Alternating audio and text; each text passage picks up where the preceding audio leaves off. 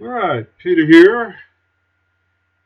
What we're looking at here is turn the radio on, is a SDR receiver.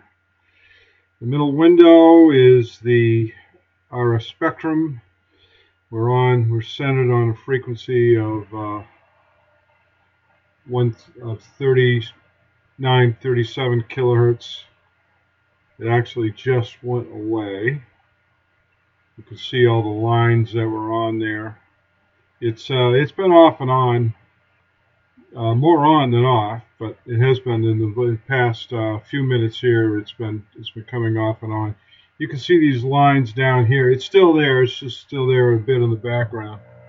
See it, and there it is. See the three spikes here in the RF display. You can see it up on the top here, also in the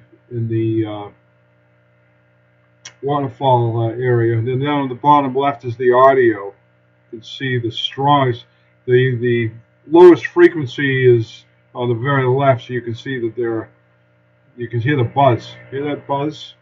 So what it is the Smartmeter. It's from the power company.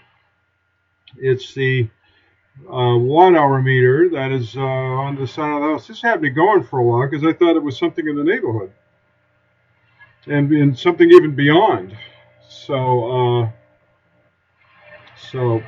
it's a serious issue. It's actually emitting spurs in the amateur radio service band here in several places.